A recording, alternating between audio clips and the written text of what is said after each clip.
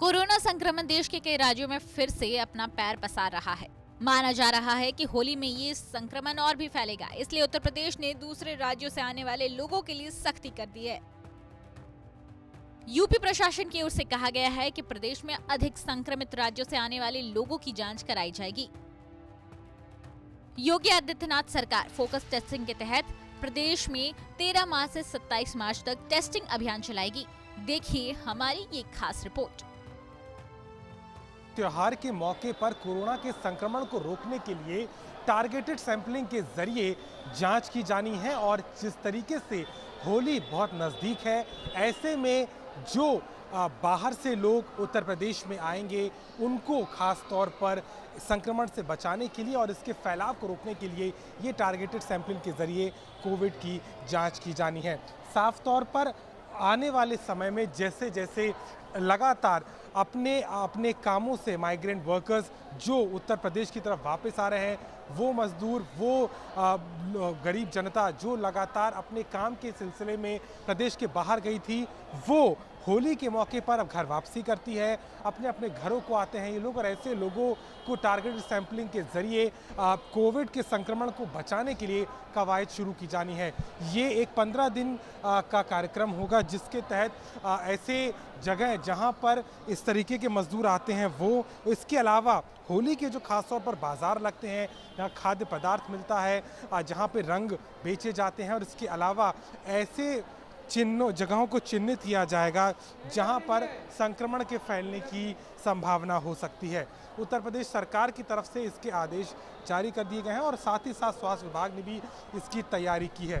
साफ है कि जिस तरीके से महाराष्ट्र और अन्य राज्यों में कोरोना का संक्रमण एक बार फिर से फैलता नजर आया है, ऐसे में उत्तर प्रदेश में होली के खास तौर पे मौके पर इसको बचाने के लिए अभी से कार्रवाई की जा रही है, जिसको लेके इस तरीके से सैंपलिंग के जरिए कोरोना के संक्रमण को रोकने की कवायद है।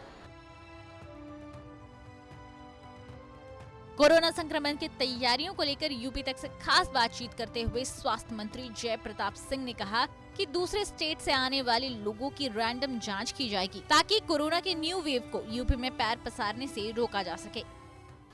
होली के आने वाले त्योहार के मौके पर उत्तर प्रदेश में कोरोना के संक्रमण को कैसे रोका जाए, उसके लिए एक्शन प्लान बनाया गया है जिसके तहत टारगेटेड सैंपलिंग होगी। क्या तरीका होगा और कैसे सरकार ये सुनिश्चित करेगी कि संक्रमण को खेल के रंग से ना खराब किया जाए। हमारे साथ बात करने के लिए स्वास्थ्य मंत्री जी हैं। सर ये बताइए, जिस तरीके से आपने तैयारी की है 13 तारीख से जो टारगेटेड सैंपलिंग होनी है, क्या प्लान ऑफ एक्शन है, कैसे आप इसको चिन्हित करने जा रहे हैं कि जो माइग्रेंट वर्कर्स जो बाहर से लोग आ रहे हैं उनकी चेक हो सके? ये तो फोकस टेस्टिंग या टारगेटेड टेस्टिंग जिसको हम कहते हैं, ये पहले भी हम लोग कई महीनों पहले हम लोग कर चुके हैं। लगभग 2-3 महीना में एक बार हम इसको करते हैं। तो अभी पिछले महीना भी किया गया था।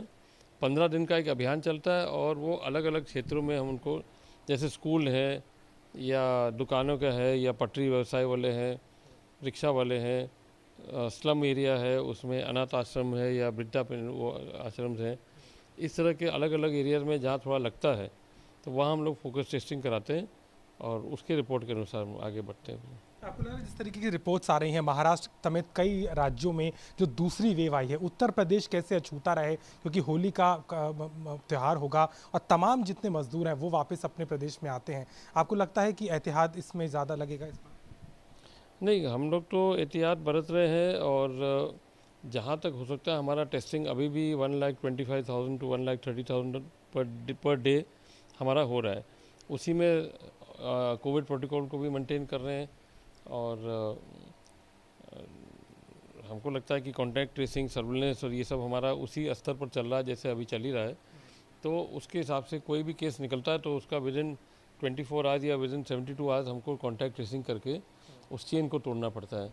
तो उसकी समीक्षा हम लगातार करते हैं, क्योंकि वो एकमात्र है कि जब कि कोई भी पेशेंट कहीं निकलता है तो उसके पीछे के कितने कॉन्टैक्ट से वो जुड़ा था वो स्टॉप करना बहुत आवश्यक है। तो उसमें हम लोग लगे भी हैं और अभी महाराष्ट्र और अन्य प्रदेशों में जिस तरह से निकल रहा है, हमारे यहाँ हम लोग देख रहे हैं अभी तक कोई इस तरह का नहीं है, प्रॉब्लम नहीं है अभी। जैसे प्रवासी मजदूर है वो खास तौर पर या तो रेलवे स्टेशन या बसों के जरिए आते हैं, क्या वहाँ पर भी मॉनिटरिंग करके आप ये टेस्टिंग को वहाँ पर भी करेंगे? एट रैंडम टेस्टिंग करते हैं तो हाँ, जैसे हमने रेलवेज़ का भी कहीं कर लिया, रोडवेज़ का कर लिया और दूसरे जगहों में हम लोग कहीं भीड़ भाड़ इलाका में भी कर लेते हैं। तो एट रैंडम टेस्टिंग कर रहे हैं हम।